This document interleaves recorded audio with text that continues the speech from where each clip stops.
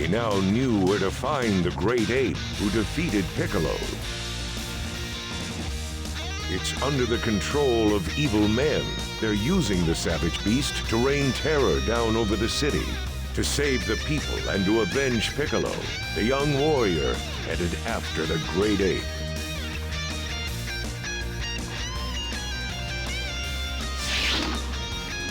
Hey, Hairball!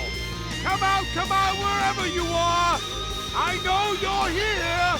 Where'd everybody go? They must be hiding inside the buildings.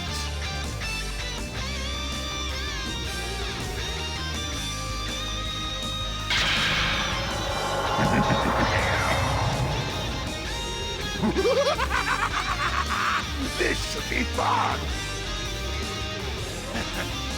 Found you! I'm here to avenge Piccolo! Tell me who did this to Earth! Tell me and I'll let you live! You have some nerve threatening me. You die here! So, most of you probably noticed that this is not just any great ape. This is Baby from Dragon Ball GT in his great ape form. For some reason, the story completely ignores this and just calls him a regular great ape, and in spite of having Baby's voice actor, that doesn't change any. He's still just a generic great ape as far as the story is concerned. To dodge his attacks, we just have to move left or right lazily, which is not a big deal, especially since this platform has depth. Sometimes I get too lazy to dodge his attacks, which is not a good sign. But yeah, this is really easy. Even if you get hit a lot, it's no big deal. So I'm not sure why Piccolo was defeated by this guy. I mean, maybe the fights don't always go this way. If there's not a giant platform for us to shoot at him from. Maybe the fight would be a lot less fair if we didn't have this giant platform.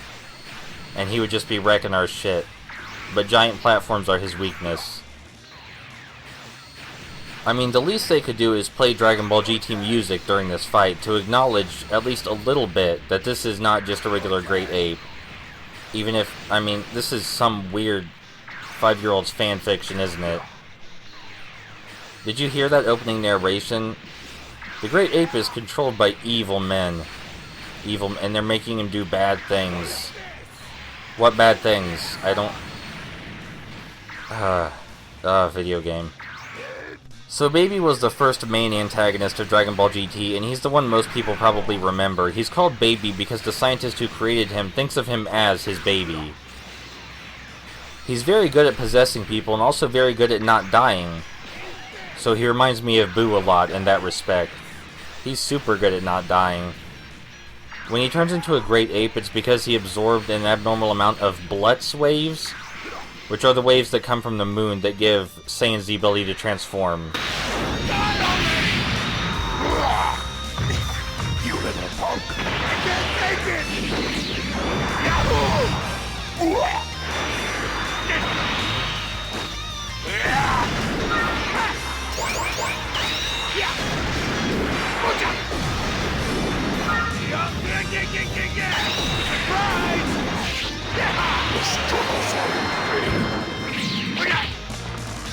Oh my, you're looking quite pale. Oh, he's strong. But I gotta find out who's behind all of this. What?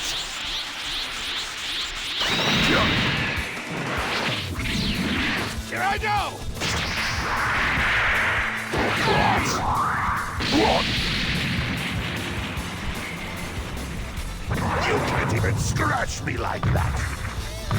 Get lost, rescue bug!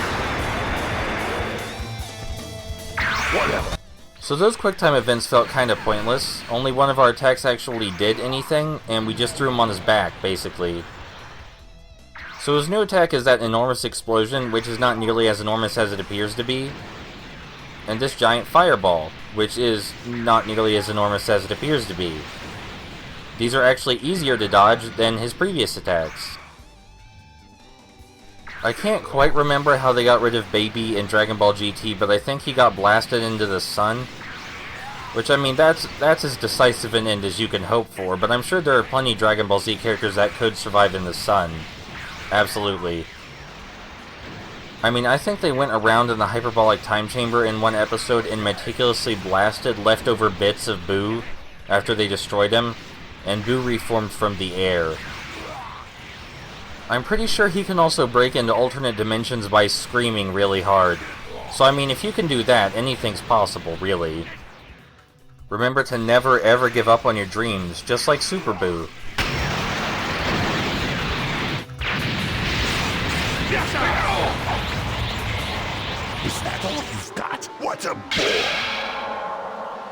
I have to believe in myself, I guess.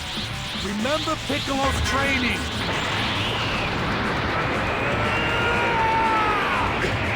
What? Whatever. I'm gonna change the world! That's it! That's it! Not yet. What's wrong?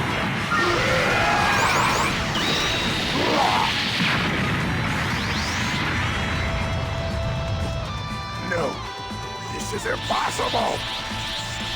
I won't let you interrupt my plan.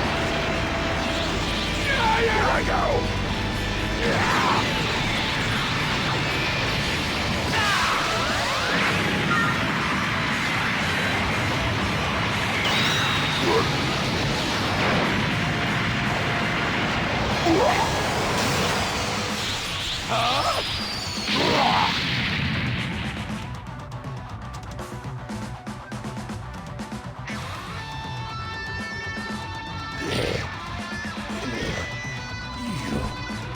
You've done it now.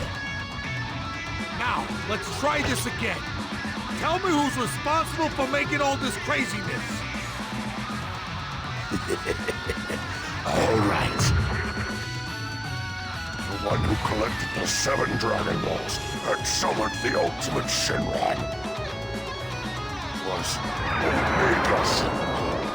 He's the one who turned this world into paradise.